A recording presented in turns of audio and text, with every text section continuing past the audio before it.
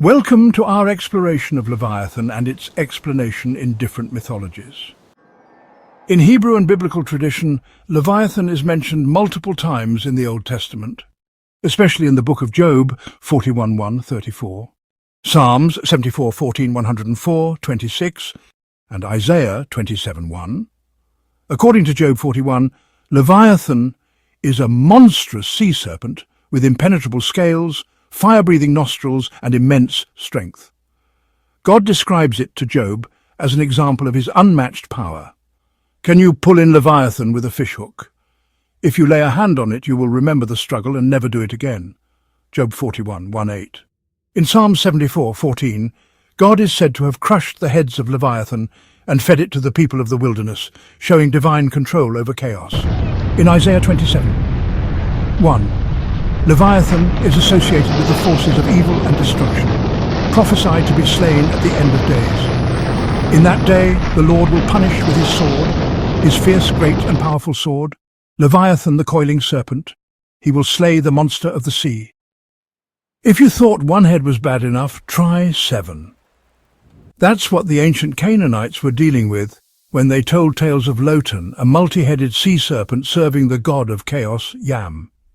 Yam seeks to dominate creation, bringing disorder to the world. The sea god Yam sought to rule the world, and by his side was Lotan, a monstrous 7-headed serpent. Lotan's massive coils stirred storms, and its fangs dripped poison, threatening to drown the land in chaos. The gods were afraid, but the storm god Baal-Hadad refused to submit.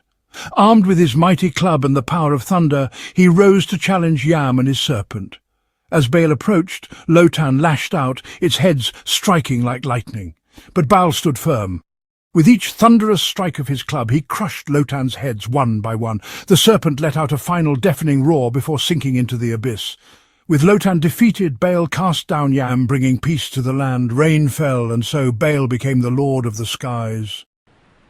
In the Babylonian creation myth Enuma Elish, Tiamat, the primordial sea goddess, is a monstrous being who spawns terrifying creatures to wage war against the younger gods.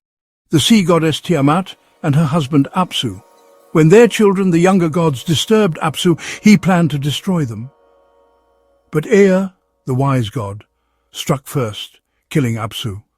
Enraged, Tiamat created an army of monsters, which are including serpents, dragons, and scorpion men. She gave Kingu the power to rule.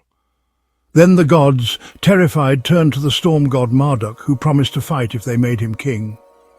Marduk faced Tiamat in battle. As she opened her jaws, he unleashed mighty winds, forcing them down her throat, then shot an arrow into her heart, killing her. From her body, Marduk created the world, the sky from one half, the earth from the other. With her blood he made humans to serve the gods. Well, in the Norse mythology, Loki, the trickster god, had 3 monstrous children. One of them was Jormungandr, a giant serpent. Fearing its power, Odin, the All-Father, cast the serpent into the sea surrounding Earth. Jormungandr, the serpent, becomes so big it could wrap itself around the entire world and bite its own tail. Talk about a bad case of indigestion waiting to happen. Jormungandr is a classic example of the cyclical nature of Norse mythology. Everything is born to die, even the gods. And Jormungandr's destiny is intertwined with the end of days, Ragnarok. This isn't just some abstract prophecy, though. It's a knockdown, drag-out battle royale between the gods and the forces of chaos. Thor, the god of thunder, is the one tasked with fighting Jormungandr. The thunder god Thor faced the serpent twice. 1. The fishing trip.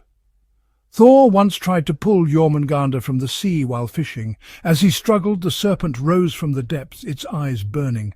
Just as Thor prepared to strike, the giant Hymir, fearing disaster, cut the line, letting Jormungandr escape. 1. Ragnarok, the final battle. At the end of days, Thor and Jormungandr will fight one last time. Thor will slay the serpent with his hammer, but after taking just 9 steps, he will fall, poisoned by Jormungandr's venom. In the Hindu mythology, Vritra is a mighty serpent or dragon who withholds the life-giving waters, causing drought and chaos. Vritra coiled itself around the rivers of the world, hoarding all the water and bringing a great drought. Without water, the land withered and suffering spread across the earth. The gods turned to Indra, the thunder god and king of the heavens. Armed with his Vajra, thunderbolt, and fueled by the sacred drink Soma, Indra rode forth on his elephant Airavata to challenge the serpent. Indra, with his divine thunderbolt, Vajra, Indra smashes Vritra's body, freeing the rivers and restoring balance. After the battle, Indra is hailed as the supreme ruler of the gods. In Islamic and Middle Eastern traditions so far, we've seen sea monsters as agents of chaos. But Bahamut, a creature from Islamic cosmology, is a different story. Imagine a fish so big it makes the blue whale look like a guppy. Now imagine that fish is holding up the entire world. That's Bahamut, not a destroyer but a foundation. This colossal fish swims in an endless ocean, carrying on its back a giant bull, who in turn supports a colossal rock on which an angel stands holding the earth. Talk about a cosmic game of Jenga. Bahamut represents something bigger than just one creature. It represents the unimaginable vastness of creation and the idea that even the most powerful beings are just tiny parts of a much grander design. It's enough to make you ponder your place in the universe, right? In Greek mythology, Typhon, the ultimate underworld, underdog.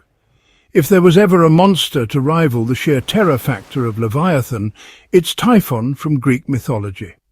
Imagine, if you will, a creature with 100 fire-breathing dragon heads, each one capable of speaking in a different voice. Oh, and did I mention the serpents for legs?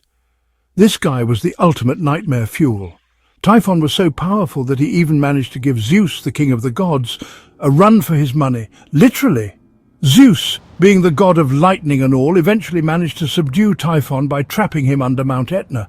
But even in defeat, Typhon continues to rage, his fiery breath causing volcanic eruptions that remind everyone of the awesome power that lies